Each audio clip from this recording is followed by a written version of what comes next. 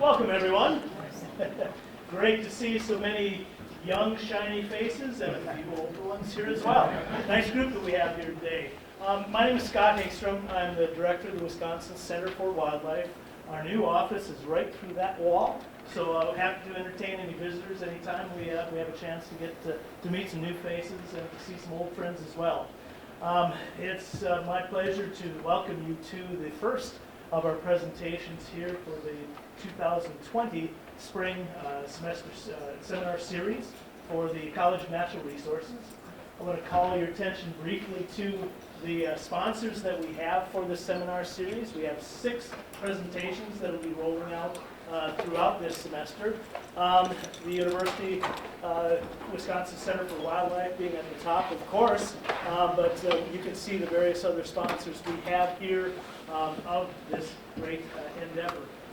I also want to make note, since this is a public hearing, a public meeting, we have an agreement with the University of Wisconsin-Stevens-Point and the Ho-Chunk Nation and Menominee Nation that we recognize the University of Wisconsin-Stevens-Point occupies the lands of the Ho-Chunk and Menominee people. Please take a moment to acknowledge and honor the ancestral Ho-Chunk and Menominee land and the sacred land of all these indigenous people. With that, I'd like to turn it over to Jennifer Summers, who will be introducing our speaker. First of all, once again, I would like to echo Scott, and I would like to just say thank you so much for coming. It's really great to see all of these faces here. But I would like to now take the time to introduce our speaker of the evening, and his name is Dr. Benjamin Zuckerberg. You prefer Ben or Benjamin? Ben is fine. Okay, Ben. He's an associate professor in the Department of Forest and Wildlife Ecology at the University of Wisconsin-Madison. While growing up in Brooklyn, New York, he was kind of a latecomer to ecology, being in an urban setting, but in his undergraduate years, he quickly became fascinated by how birds respond to environmental changes. Ben received his master's degree from the University of Massachusetts-Amherst, and then a doctorate degree from the State University of New York. There, he went on to serve as a research associate in citizen science at the Cornell Lab of Ornithology. Now at UW-Madison, his research focuses on how modern climate change and habitat loss influence wildlife behavior, abundance, and distribution. Members of his lab often work closely with natural resource managers to provide guidance on various aspects of climate change adaptation. He also teaches a course on climate change ecology and is a strong advocate for the role of citizen science in the understanding of how species will respond to global pressures in the 21st century. His work has also been noted and featured on the morning show on Wisconsin Public Radio, as well as on NPR on Science Fridays. He's also been featured in the Chicago Tribune and in the Wisconsin State Journal for his work on the Snapshot Wisconsin project. If you're not familiar with the Snapshot Wisconsin project, please Google it. You're gonna love it. Participate if you can. And without further ado, please welcome Benjamin Zuckerberg.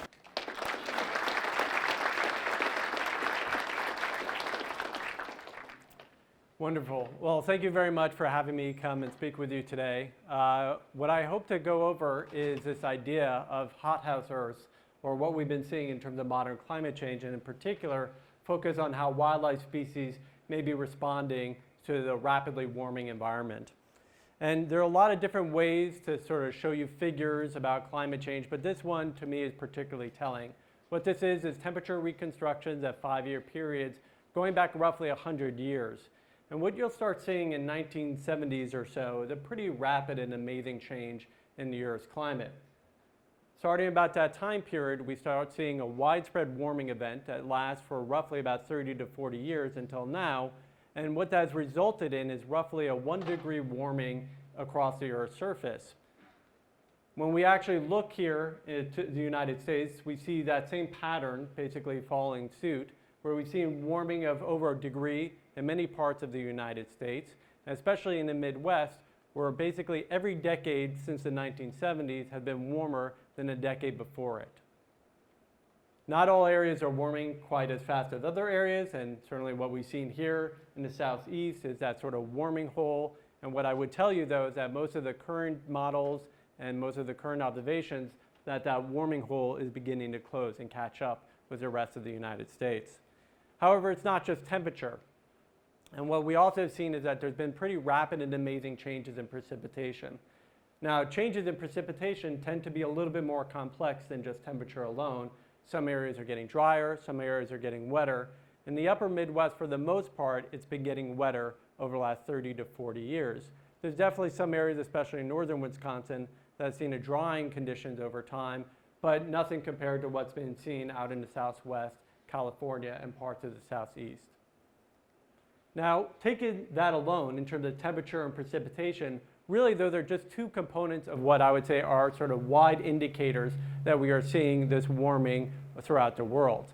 And other indicators suggest that we've seen warming in the atmosphere, we've seen warming at the ground, we've seen warming in sea surface temperatures, in sort of deep ocean contents as well.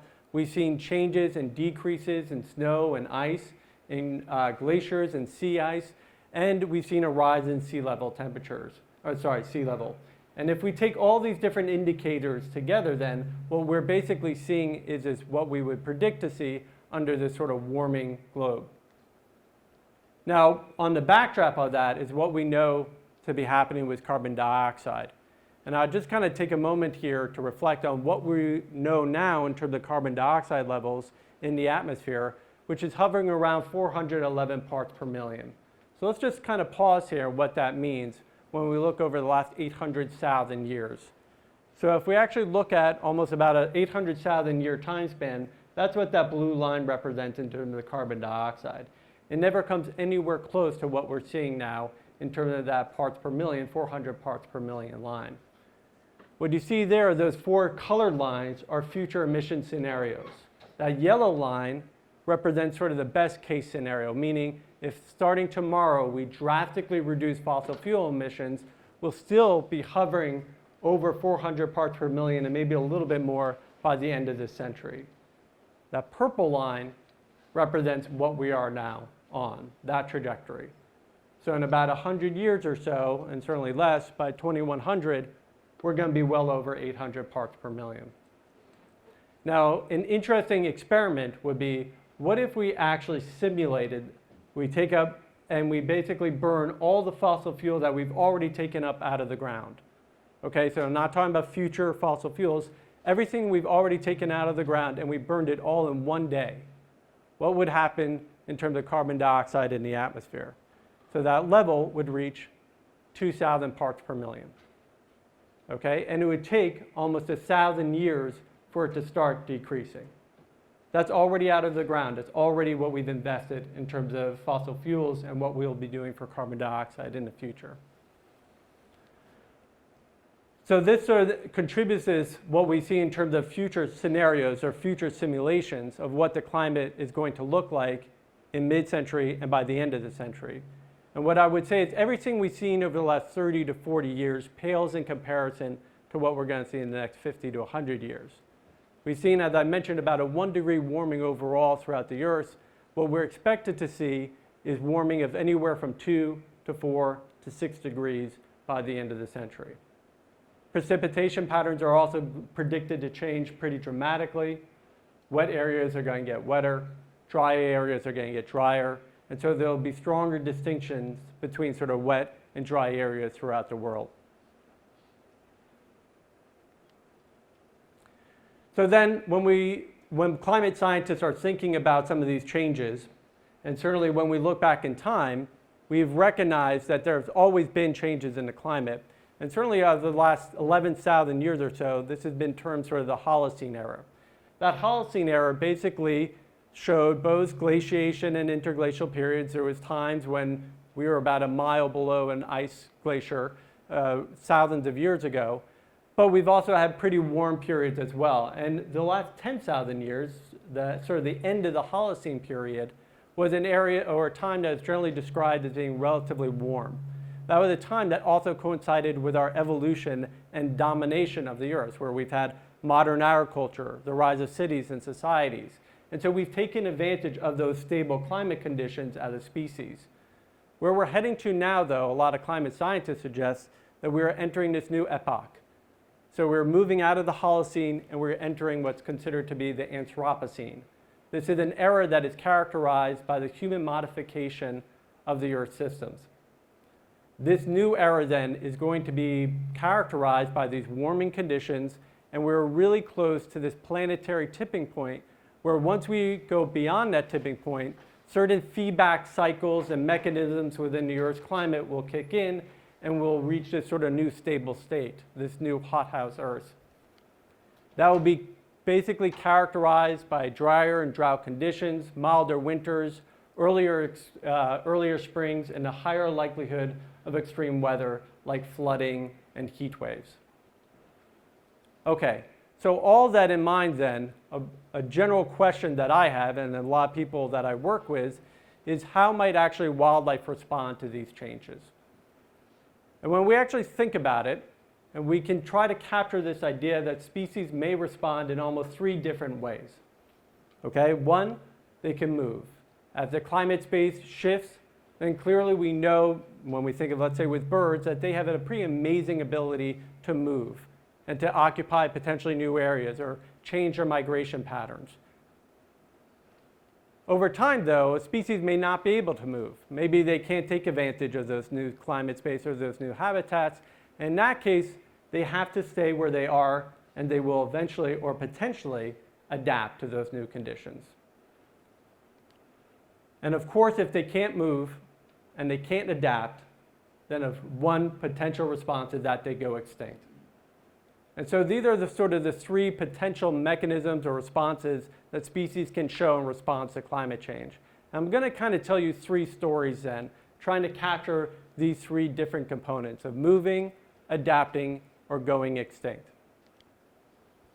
So first, in terms of movement, about in the late 90s or so, when ecologists first started sort of recognizing what climate scientists were saying, that there's pretty immediate and rapid warming of the Earth, what they wanted to look at was whether or not species are responding to this by shifting their ranges. Are they moving with that new climate space?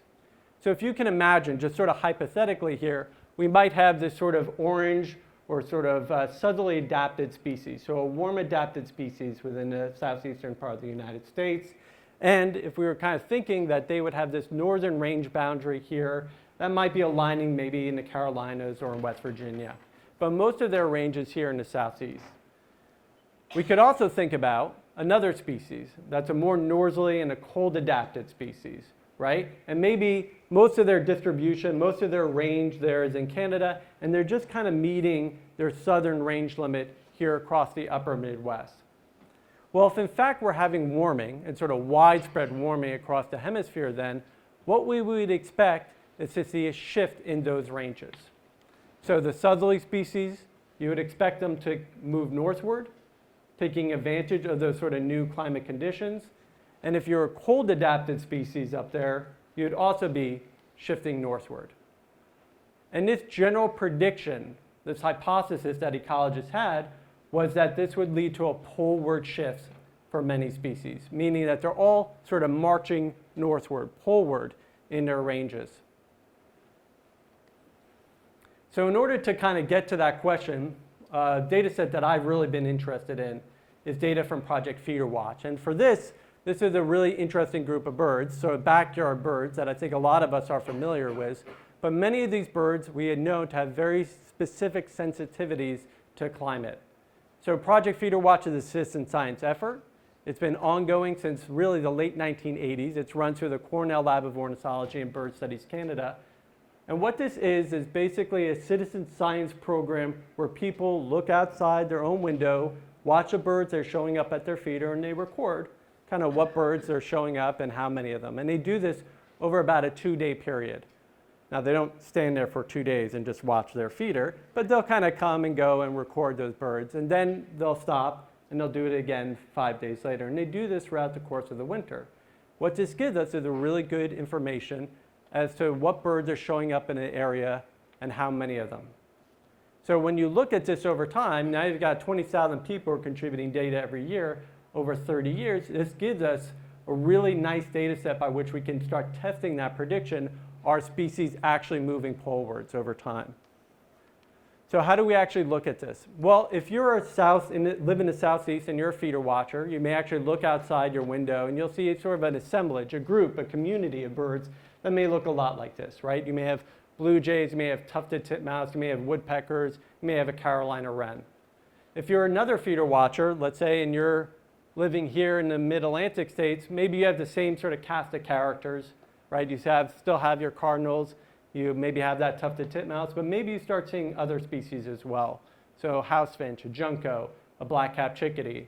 And of course, if you're in Wisconsin and you look outside that window, you still see some of the same species, but now you start seeing these other species, like a tree sparrow, maybe you start coming to your feet, or a white-breasted nuthatch. So the idea is, if you're having these different species that are in fact moving northward over time, what you would expect to see is that you're going to see this shift in the community from southernly adapted communities becoming more, moving more northward over time. And you're seeing that shift in that community. So how can we look at this? So to capture this, we use something called the species temperature index. And this is actually a really simple index. Ultimately, you've got information on climate, and you've got information on where a species is found. And when you combine those two things, you capture the climate envelope for that species. And that's the species temperature index. It basically captures what that species is exposed to throughout the course of their range.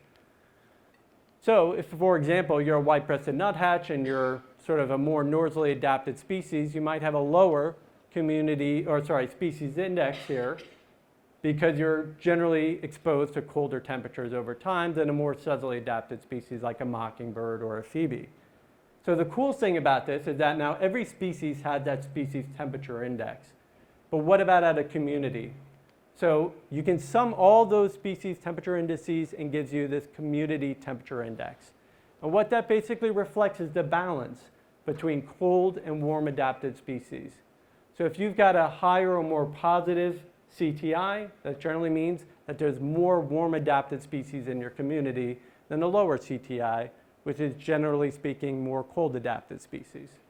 So we did this. We looked at 10,000 or so feeder watch sites, followed them over a 30-year period to see whether or not there's been an increase in that community temperature index. Have that community, that balance of warm adapted and cold adapted species start favoring the warm adapted species. And lo and behold, it did. So over about 30 years, we began to see that the community temperature index, that profile, that way to capture that balance of cold and warm adapted species, was in fact increasing. So what does this mean? This means that if you're a feeder watcher and you're in the upper Midwest then, there's a very high likelihood that you're going to start seeing new southerly and warm adapted species start showing up at that feeder. And ultimately, when that sort of happens over time, we're beginning to see this shift, this community shift of warm adapted birds beginning to dominate and take over some of these communities, and over time, the loss of these colder species as they move polewards. So just to kind of give you some examples of this, here in Wisconsin, anyone know about the Wisconsin Breeding Bird Atlas by any chance? Excellent. So the Bird Atlas is a really great effort, and there's well over 400 atlases that are conducted throughout the entire world. And we're very lucky here in Wisconsin because we had an atlas that was conducted back in 1995 to 2000. And what this is about 1,000 volunteers going out throughout the state and recording what birds that they're finding within atlas blocks. We repeated this atlas survey about 20 years later. And when you have a repeat atlas survey, now we can actually start seeing what species are showing up and which ones are potentially leaving. And lo and behold, what I just kind of showed you in terms of that shift of that warm adapted communities of birds, we are beginning to see here in Wisconsin. So here we've got the orchard oriole. In Atlas 1, you can see all those dots, those purple dots showing where they were located and identified and where they are now in the second atlas. So what about those northerly species? Well, a really good example of this is the evening grosbeak. This is a very northerly, cold-adapted species who's been showing pretty significant population declines. And all those red blocks were areas, or those blocks where the evening grosbeaks were detected in the first atlas, and they couldn't find them again in the second atlas. So here we've got an example, again, of a northerly, cold-adapted species beginning to retract slowly out of the state. So what this amounts to then is one of the great sort of ecological signals that species are in fact responding to climate change. That more than 2/3, or at this point, more than 2/3 of animal range boundaries have shown a response to climate change in a predicted fashion. They're moving polewards, In many cases, they're moving up in elevation. And this is also seen not just with birds, so even though that's my bias, but we have seen this with white-tailed deer, we've seen this with white-footed mouse. And what we're really interested in now is whether or not these southerly adapted and sort of moving species are beginning to shift and change the communities. Are we going to start seeing sort of what's considered to be no analog communities, sort of novel assemblage of species that we've never really been seeing before? And one particular concern when we think about that are things like disease transmission. So white-tailed deer, for example, have brainworm, and they can potentially transmit that to moose that are much more sensitive to that. White-footed mice are an important vector for Lyme disease, right? And so we get a number of these species that are becoming more common, shifting that community, and potentially there are other trophic and sort of productivity effects that we really have not been able to quantify yet with the arrival of these new species and the loss of these cold-adapted species. So that's kind of that first ecological response. How might wildlife respond? They may be moving, and certainly the evidence does suggest that they are moving northward, poleward in response to climate change. What about adaptation? So there are a lot of different ways to think about adaptation, right? There's adaptation when we think about it like evolutionary adaptation, like over generations, over multiple time periods. But there's also another really important one, which is behavioral adaptation. So we know that species can change their behavior. They can look for novel foods. They can avoid predators. They can potentially show very strong adaptive capacity when their environment changes. So one time period or season that I'm particularly interested in for being able to look at behavioral adaptation is winter. So as we all know, living in Wisconsin, winter is a pretty significant period of time for many species. They suffer from food scarcity, right? You've got inclement climate conditions, right? And yet the species that survive here basically go through a whole host of different adaptations in order to get through that winter period. And yet it is a very dynamic and very complex season, right? Where we've got snow cover that comes and leaves and is very ephemeral, meaning it's very dynamic. It changes quite a bit over the course of the season from one year to the next. However, there's a pretty amazing change that we're seeing in winter throughout the northern hemisphere. What we're seeing is basically the decline of that snow cover season, the retraction of it. So, for example, there are a number of these winter adapted species that have basically used or adapted to that winter environment, as I kind of mentioned, from ruffed grouse to American martins to wood frogs that are basically this whole group of species, amphibians that go through a whole body freeze. Almost 60% of their body turns to ice, and then they hunker down underneath the snow in order to take advantage of that insulation to get through the winter months. And we certainly have snowshoe hare that go from brown to white to camouflage with that snow cover background. So we've got a whole group of species here that take advantage of that snow cover season and that winter environment and has developed specific adaptations in order to get through that winter. But what's happening with that winter, as I was mentioning?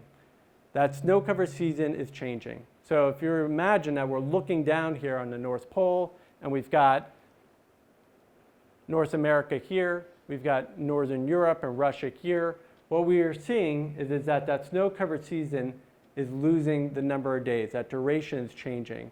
Anywhere from a loss of 5 to 15, sometimes to 30 days less over the last 30 to 40 years.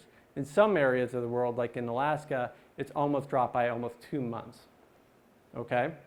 When you actually look at that over the last 40 years at snow cover extent, so the amount of sort of area that's covered by either seasonal or permanent snow cover throughout the northern hemisphere, it has been showing this dramatic decline starting in the late 70s.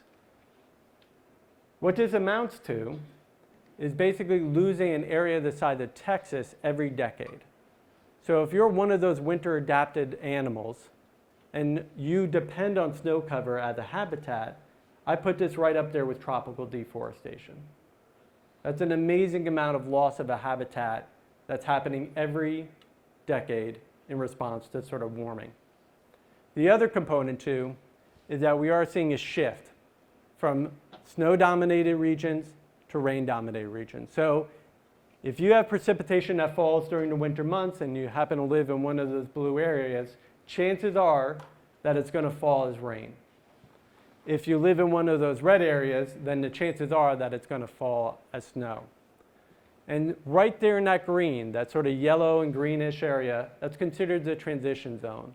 So that's basically a 50-50 coin flip, that if you do get a precipitation event, that'll either fall as rain or as snow. And what we're beginning to see then is that over time, that transition zone is shifting northward. And what that basically means is that, one, you're seeing more of these snow-dominated regions become rain-dominated regions, and there's a much more high likelihood that you're going to get rain on snow events, which, as we all know, leads to freezing and ice, and a real shift in that winter environment for many of those winter-adapted birds and mammals. So one species that I'm particularly interested in terms of how they may adapt to a changing climate, is ruffed grouse. So I think we're all familiar with ruffed grouse, right? You know, they're one of the iconic Midwestern species, but they are a really hardy bird that can get through that winter environment. Most of their distribution there is in the north in Canada. They kind of meet their distributional limits, their sort of southern range boundary, in the upper Midwest and around sort of the Appalachian Mountains as well. But ruffed grouse do a pretty amazing behavior. So watch this video and tell me where you think that ruffed grouse came from.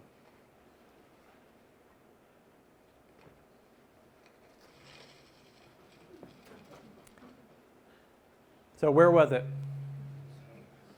It was under the snow, right? So ruffed grouse are one of a very few species that actually take advantage of the snow for roosting. So during the winter months, ruffed grouse spend almost about 80% of their time roosting. Okay, so roosting, for those of you who don't follow the birds, basically is a time when they're hunkered down, they're saving their sort of energetic resources, they're not really trying to find food, and they're not really avoiding predators. They're just trying to kind of hold out and spend some time at least sort of chilling and not doing too much.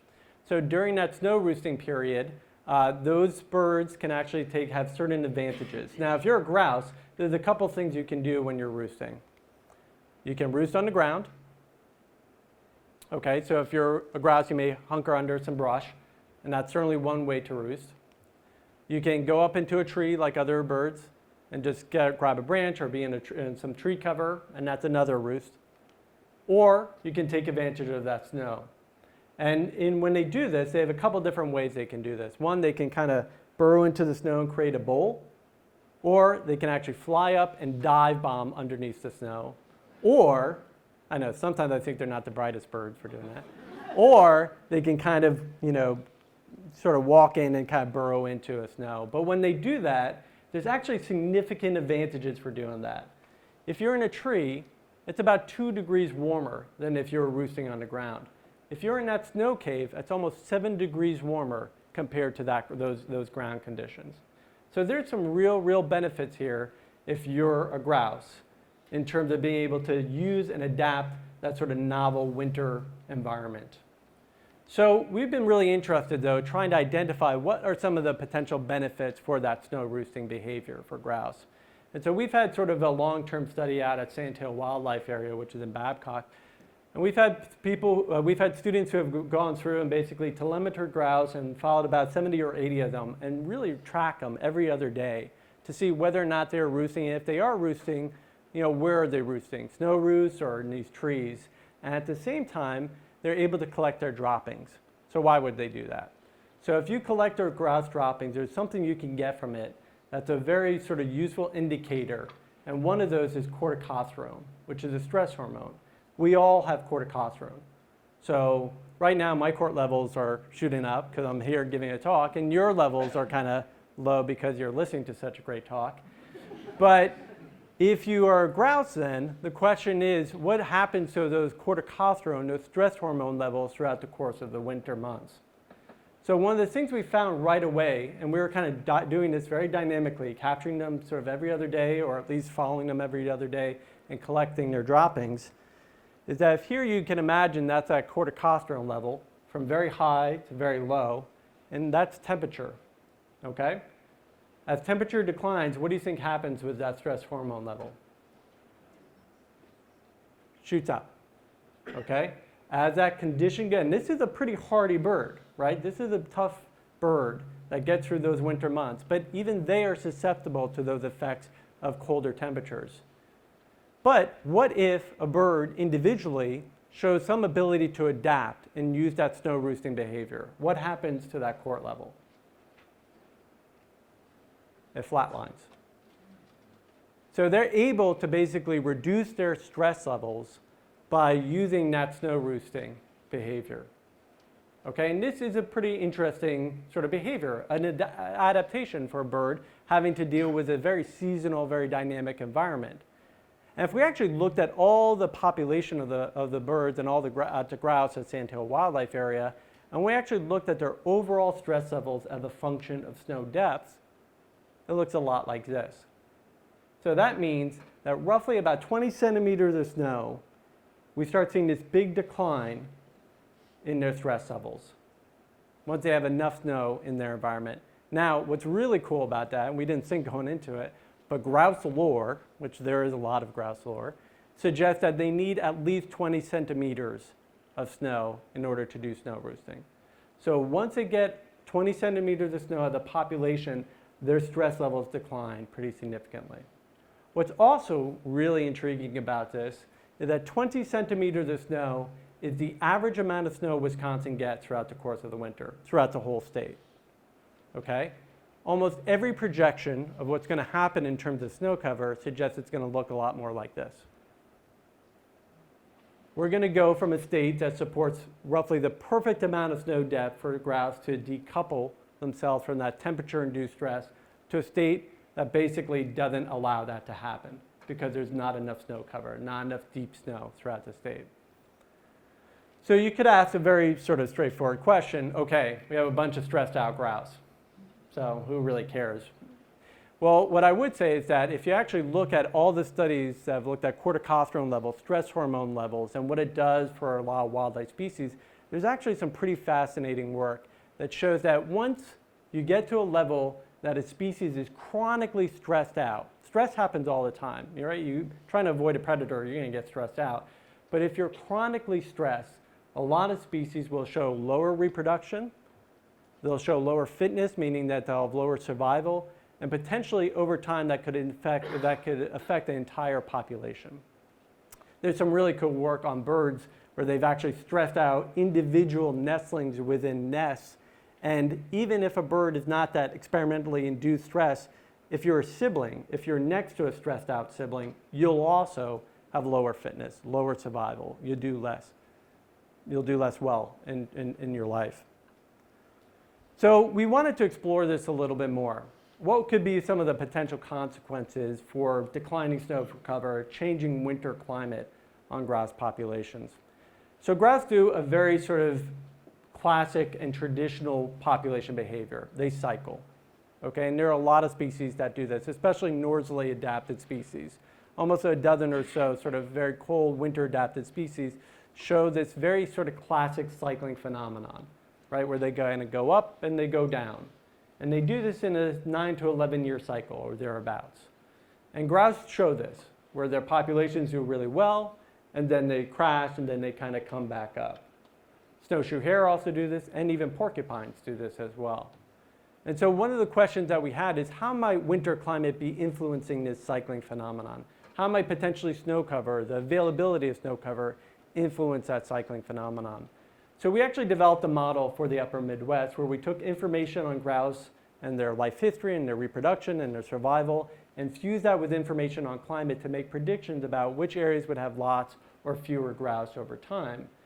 And when we actually did this, what we wanted to see was whether or not we could actually take climate data and actually replicate that cycling phenomenon. Now, of course, I'm not going to stand up here and say all models are right? We know that there's a lot of sort of assumptions that go into models, but we wanted to do this and then compare it to monitoring data. And one of the great things about grouse is that state agencies love monitoring grouse. They've been doing these drumming surveys where they go out and do roadside surveys. They record the number of males that they hear drumming, and trying to attract a mate. And generally speaking, as an index, it's a very useful one for saying if there's a lot of grouse on the landscape or relatively few grouse on the landscape. So when we actually do this, we compare our model-based results to the monitoring data, we actually do a pretty good job. We're able to use winter climate data and actually model and simulate cycling over time. And so it's really strong in those northerly latitudes, in those upper boxes up there. And we do a pretty good job in Minnesota too, in terms of being able to capture the periodicity, sort of the number of those cycling peaks. So it's much stronger in the north, which we all know with cycling, and it tends to sort of attenuate, tends to dampen as you go to the south. But now that we've got this climate connection, what's going to happen in the future with cycling? And what we show is that especially in southerly latitudes, we're going to see a complete loss of cycling for rough grouse throughout Wisconsin and much of the Midwest. So in those areas, especially around 2050 or so, that cycling breaks down and it begins to go away. So what's the big deal about this? We have a cycling phenomenon that suddenly disappears. Well, what I would offer is that we're already seeing it. So many populations, and this is roadside count data from the DNR, that many populations, especially in the southern part of the state, are beginning to no longer cycle. And for many species, the loss of cycling is a precursor to population declines, which then is potentially an extirpation event. That population is no longer there. This dampening of cycles induced by a changing winter climate is something that is now considered a global pattern. So a lot of species, snowshoe hare, lemmings, which is sort of the classic cycling species, even porcupines, are beginning to show a dampen of their cycling, sort of this loss of this, what we know to be textbook examples of cycling in ecological textbooks are beginning to go away. And part of the reason that they believe this is happening is this change in the winter environment. So the last response then, and the one that a lot of conservation biologists and others are really concerned about clearly, is extinction. So we've shown that yes, in fact, wildlife species can move, that they can adapt to very sort of dynamic and very different environmental change, but maybe even climate change is pushing them up to that limits of their adaptive capacity. And what about this idea of extinction then? How might species potentially be threatened by extinction due to climate change? So to kind of capture this story then, I'm going to talk about eastern Massasauga rattlesnake. So this is a rattlesnake that's relatively docile. It's here in Wisconsin and throughout the upper Midwest. It's a threatened species. It's really actually kind of right on the cusp of being considered endangered throughout much of its range. It's a species that's only found in wetland areas, sort of open prairie, wet areas, and even sort of along the banks of rivers. And they generally go through this very unique sort of adaptation to get through the winter months, especially as a rattlesnake. They'll actually burrow into abandoned crayfish burrows. And they'll kind of hunker into those burrows, and they have to be kind of nice and wet and moist. But once you get enough snow cover on those burrows, then it sort of insulates them from that winter condition. And they also tend to be very poor dispersers. They can't move around a landscape very well. So we were really interested in this species, primarily because, as I mentioned, a number of people and conservation practitioners are worried that they really are on the brink of extinction. And so here, those blue dots represent where we know Massasauga rattlesnakes to be. Those sort of pink dots are those populations that are just kind of hanging on. There's really sort of very few of them left, and their populations have been declining over time. And at the same time, we've got information on those populations that used to persist and no longer are. They've gone extinct. And you can already start seeing that there's a fair number of those populations scattered throughout, but many of them are in the southwestern part of their range. We also have information on the survival of the species. So we had a number of studies that throughout the entire range. And similar to the grouse, we wanted to see what are the climate components, the climate factors that might influence their overall survival. So what we found was that winter drought and summer rainfall were the really strong predictors of adult survival for eastern Massasauga rattlesnake. So if you can remember back to that story of them sort of burrowing into those abandoned crayfish burrows, what we're finding is that when they don't have enough snow cover, when they have low precipitation during the winter, that they can basically have very low overwinter survival. When they do come out of hibernation, they're in really poor condition. The other effect that happens is that they have these big summer rainfall events, like flooding events. Now remember, they're in these wetland areas. What we have seen is big mass mortality. So when you have a big rainfall event, especially for the juveniles, they get wiped out during those events. So we incorporate that, and we also incorporate habitat loss in the form of agriculture. Well, I think we all know that wetland areas are particularly endangered, and especially those that are surrounded by agriculture and things like suburban development. Many of the rattlesnakes in those type of wetlands do much poorer than other wetlands. So when we go back in time, one of the first things we wanted to see is, can we actually predict past extinctions? So that red lines there represent all the populations that went extinct over the last 50 years. And we actually do a pretty good job of being able to model that probability that they're going to go extinct, just using that climate component of winter drought and summer rainfall, those extreme events. And being able to do that, then we can go back in time and say which of these populations we're going to blink off and which of them are going to stay on. And for the most part, we can do a pretty good job of capturing that.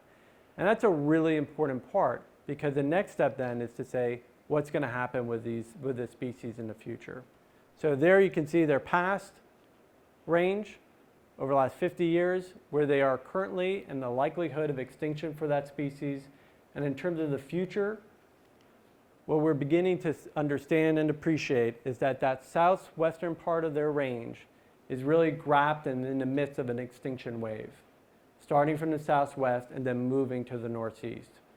And what is really important in terms of thinking about extinction for a species like this that is clearly very vulnerable to climate change, Michigan and southern Ontario is going to be that last holdout.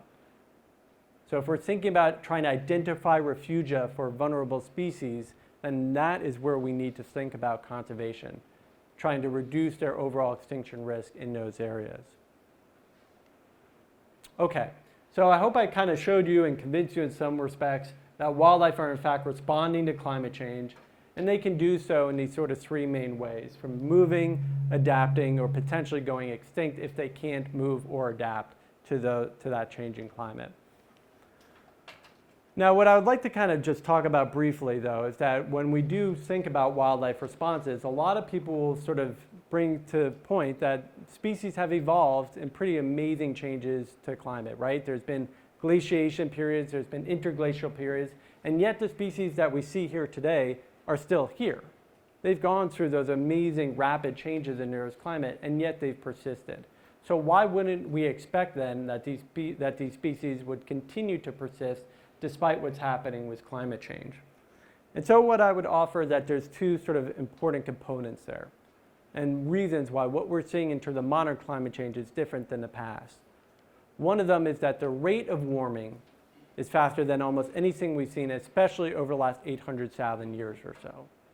That yes, we've had periods of warm and we've had cold periods. There's definitely been periods when the Earth has been warmer than what it is now. But those changes occur over hundreds of thousands of years. They don't occur over 30 to 40 years. So this rapid rate of warming really is unprecedented. The other really important component here that I think people oftentimes sort of overlook is that we have done pretty amazing changes to the Earth's surface. Over 40% of the terrestrial surface of the world has now been converted to agriculture in order to feed a population of 7 billion people in the world. So all those different components, those conduits by which species may have moved or used to adapt to a changing climate, are no longer there for many of these species. So those two aspects, the rate of warming and the fact that we have changed the Earth's template pretty significantly, makes what we're seeing now clearly a very new and novel phenomenon. So what I would say, and leave you with a couple of points, that one, yes, wildlife are in fact responding to climate change and modern climate change, and in many cases in the ways that we would have predicted them to do so. Many of these things, though, are unexpected. Disease transmission, the occurrence of new novel communities of birds and of mammals. We really, sometimes what we actually record, we didn't actually expect or were able to predict. And what I would say is that we have to start thinking about climate change not existing in a silo, that it is interacting with all these other factors, from habitat loss to environmental pollution. Really what we are dealing with is an anthropogenic cocktail of different pressures that are influencing wildlife species. I don't want to leave here thinking that this is all doom and gloom. There are definitely winners when it comes to climate change. These are species that we expect to be less vulnerable in terms of the fact that they can reproduce very quickly. They're wide-ranging. They can disperse across very different landscapes. They're generalists, meaning they can use very different kind of habitats. And they generally tend to be less sensitive to human disturbance, right? Canada goose, white-tailed deer, starlings, squirrels. These are not species that we're rising to the top of our conservation concern when we think about climate, even though that they still may be very sensitive to those changes. Really, the ones that we're considering are those losers, those very vulnerable species. They can't reproduce very quickly. They're very tied into a very specific type of habitat, like eastern Massasauga and those wetland areas. They have very small ranges. They're very sensitive to human disturbance. They're already battling on multiple fronts, and climate change is only going to impose a stressor on top of that. So what I would say is that one of the things I think about when we talk about wildlife management is trying to think about climate change adaptation. And to quote, of course, one of our great naturalists here, to keep every cog in a wheel is the first precaution of intelligent tinkering. When I do talk to managers about this, about how do we actually think about climate change adaptation on the ground, many of the tools and approaches remain the same. Habitat management, translocation, reintroductions, wildlife corridors, harvest quotas, invasive species control. All these are different components then that are tools that are available to wildlife managers. And all we're trying to talk about is how can we use these tools to basically overlay the impact and the increasing uncertainty that's imposed by climate change on these species. There are obstacles to this, right? And some of them are clearly external to the conservation community. So what I would say about some of these climate change skeptic groups is that they are very well organized, very well funded, and ultimately they detract from a broader message and conversation that society has to have. But I'm not going to blame them entirely, because there's still many obstacles that happen within our conservation community. And when I sit down with managers to think about wildlife management and the changing climate, I've heard all sorts of sayings when we can only talk about adaptation, not mitigation. Meaning, we can think about habitat management, but when we talk about reducing carbon footprint, that's off the table. Climate change is diverting money, resources from more urgent problems like habitat loss, environmental pollution. Solutions are really only exist at the broader scales. So what I'm doing in my own management area or my sanctuary or my park really doesn't matter, because climate change is so broad scale. This is real big national scale planning. So I'm sort of out of the loop on that. And communication is not what we do. And I would counter that absolutely. When we think about managing wildlife, when we think about conservation, communication is absolutely essential when we think about climate change. And by that, I'm going to kind of post a couple of sort of really interesting facts. One is, I think we're actually winning the argument for the most part. Almost 70% of people believe that, in fact, climate change is occurring, that global warming is in fact occurring. And that's pretty widespread across most states throughout the country. Where people start diverging is trying to figure out what is the cause of that. Only about 53% say it's human-induced, and whether or not there's scientific disagreement about that. And that's one of the great myths about this conversation, that there is disagreement among climate scientists that climate change is in fact happening. Every single paper, survey that's been done suggests that 98% of climate scientists agree climate change is happening and humans are causing it. Let me just put that in context. If you bring 100 scientists and put them in a room and agree on anything, I absolutely guarantee you it won't be 98%. That's what we do. We disagree with one another. We're critical. We try to rip each other's work apart. And yet 98% suggest that it is in fact happening and humans are causing it. And when it comes down to this, I think part of this is just behavior. Most people don't talk about it. Only 36% talk about climate change in any kind of occasional basis, and only 32% hear about it in at least once a week from the media. And all of this comes down to risk perception. Only 42% suggest that it'll harm them personally. People don't consider climate change to be a risk in their own lives. And yet what I would point out here is that when we talk about global warming harming plants and animal communities, about 70%, the largest by far, recognize that wildlife, that plants are being affected by climate change. And that to me then suggests that wildlife really are that window of opportunity to communicate climate change to a whole host of species, a whole host of people, regardless of political ideologies, or their belief in climate change. So I'm going to leave you with 3 quick numbers. 1. Anyone can guess what that means or why I chose that number? Go ahead. That's a good one. 1 as an individual. What if I said 1 degree? 1 degree is the amount of warming that we've experienced over the last 40 to 50 years. Everything that we know in terms of ecological responses is in response to that number. Changes in plant growth, dampened cycling, colonization, extinction, species leaving protected areas, earlier springs is all in response to 1 degree warming. If we dramatically reduce fossil fuel emissions starting tomorrow, in the next 50 years, we're going to see a 1.5 degree warming. That's our goal, right?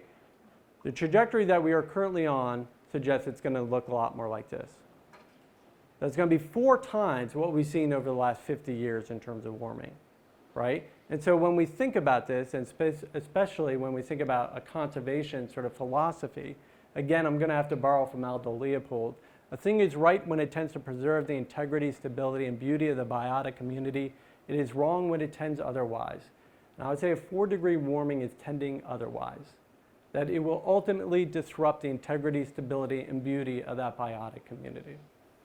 And with that, I do have one, last sort of message here, is that hothouse Earth theoretically could potentially happen. However, we are right here. We're at that tipping point. And we have 2 routes. One of them is that we change something dramatically and we start thinking about how to stabilize those temperatures into the future. And if we don't, we are really close to that tipping off point, where certain feedback cycles will basically convert sort of that planetary phase into that hothouse Earth. What can you do? I'd think about energy efficiency. Solar prices and panels have gone down dramatically. I'd think about buying energy smart. I'd think about talking about it more with your friends and your family, and ultimately become a citizen scientist. Okay, join a program. The people who started doing Feeder Watch 30 to 40 years ago had no idea we'd be thinking about climate change back then. So go out and collect those data because we're going to need it over the next 40 years. And with that, I'd like to thank, of course, a whole group of people, my graduate students and postdocs, and thank you for taking the time and listening to me today.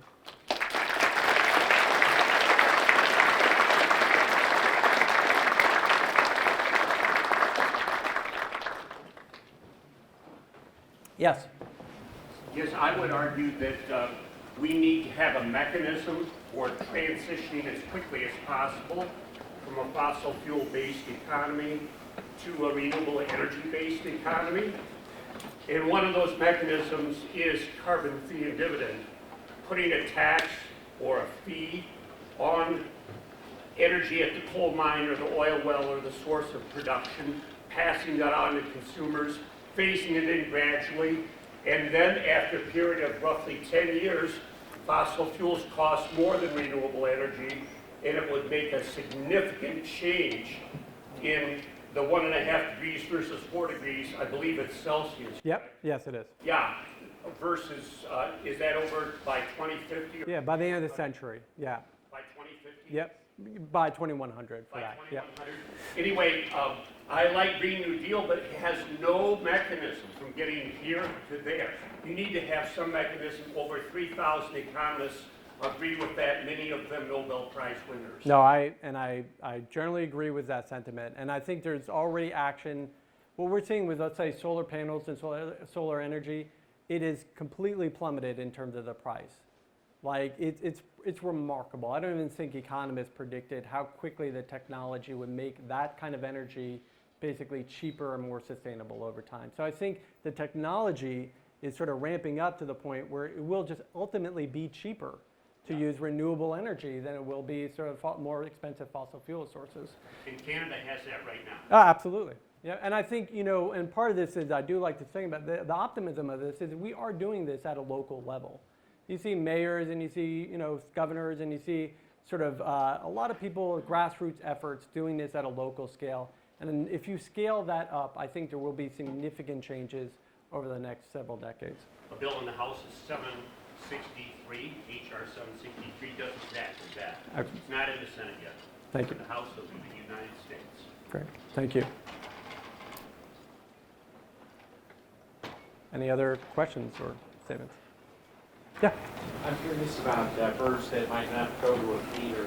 My impression is you see ravens farther south now, and that they would be more frequently in the past more north.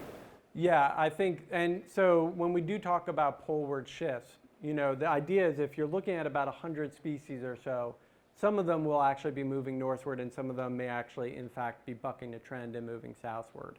That's absolutely true. The difference is that when you look at all those different 100 species, the vast majority of them, 80%, are moving in that expected direction of that poleward shift. There's other reasons that species might actually, let's say, be moving southward. They could be sort of dealing or have less competition. They could be using new sort of novel food resources. When we talk about urbanization, for a lot of species, being able to take advantage of cities, supplemental food is a big one for range shifts.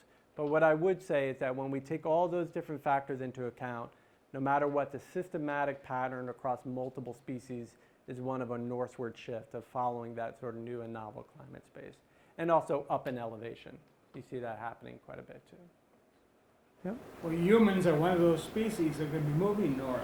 Absolutely. And That's going to be a considerable problem in the future. yeah, We've got close to 8 billion people now, and the prognosis is going to be considerably higher. and Where are all these people going to go? And a lot of climate and a lot of economics are talking about climate refugees. And it's happening along the coast. You know, the idea that when you see sea level rise, what's going to happen to some of these cities that have basically in 50 or 100 years, you know, are trying to think about, you know, where they're going to move communities. And we do see this, you know, they call it even climate gentrification. You know, basically areas that used to be poor suddenly are no longer that because they're frankly farther away from the coast. So yeah, there's a lot of economics that are going to be involved in how humans basically have to migrate. Well, what's interesting is that overpopulation never comes up with these environmental groups. You mentioned that the human activity is largely responsible for all these problems, not only climate change, but all the rest of our problems. Yep. And again, we just ignore that issue. And unless we tackle it some way, we're not going to get where we hope to go. I don't disagree. Some ecologists have also referred to the Earth today as the human feedlot, and that showed up in one of your slides with all the agricultural development around the world. It's a feedlot for people. And I'd hate to say it because I'm, you know, a convicted meat lover myself, but when you actually do look at sort of lifestyle changes and what could have the biggest input effect on carbon footprint, no matter what, going from a meat-based diet to, you know, even a chicken, or some people talk about insect-based or plant-based diet, it will have a tremendous amount of effect on sort of carbon output. One of the arguments you hear sometimes is why should we worry about it when China and India, you know, are polluting and all of that? What is happening around the world? Yeah, it's a good point about that. What I would say is though, what they've shown is that yes, if you actually look at carbon output, the United States has leveled off and in some recent years has actually begun to decline, whereas others like China and other India have actually gone pretty skyrocketing. However, what you're seeing there is a trade exportation. So because we are consumers now and are a consuming nation, well, we are partly, in fact, greatly responsible for that increased carbon output happening in China and India. So although that storyline can be one of, okay, how do we actually think about education? It's also education here, since we are the main consumers that's driving that carbon output in those other countries. So I think it is working both fronts. You know, one, yes, we absolutely need to think about increasing technology transfer to places like China and India when it comes to carbon, but also at the same time, there's changes in lifestyle that we need to implement here on the home front that would help in those efforts as well. So we have time for about one more question, and then afterwards, Dr. Zuckerberg will still be in the lobby here if you have any further questions, so feel free to join us out there. But one more question. In terms of biodiversity in Wisconsin, like even in my short lifetime so far, I can remember back in the 90s seeing so many more butterflies, so many more bats, so many more insects and amphibians, and just so many other things that I just can't find today. So I was wondering if you can provide any kind of numbers on if biodiversity is just kind of plummeting in Wisconsin, or as a result of these newer species moving north, are we just replacing the It's a good question. It's hard to say for Wisconsin specifically, but I do think there's plenty of evidence out there suggesting we are in the midst of one of the great mass extinction events. So in terms of losing species worldwide, and certainly one of the ones that people have been talking about recently is the insect apocalypse, where we're seeing the loss of all these insect species where, even people talk about anecdotally, they would be driving and insects hitting their windshield, and that just doesn't happen anymore. And so there's a lot of evidence suggesting that insect populations are really being affected. What I would say in terms of this, are we just replacing species, is that I don't think that's really what's happening. Overall, the net loss is one of species that are either moving northward and losing climate space, or species that are kind of sort of even in higher elevations just not having anywhere to go. And we call these sky islands. And so the idea is that I think overall it's going to be a net loss on biodiversity, even with those winners that we talk about being able to take advantage of these warmer environments. But I think part of this is we just actually don't know in some respects. There's a lot of uncertainty in terms of knowing which species are going to take advantage and how those new communities are going to interact. All right, thank you. Thank you.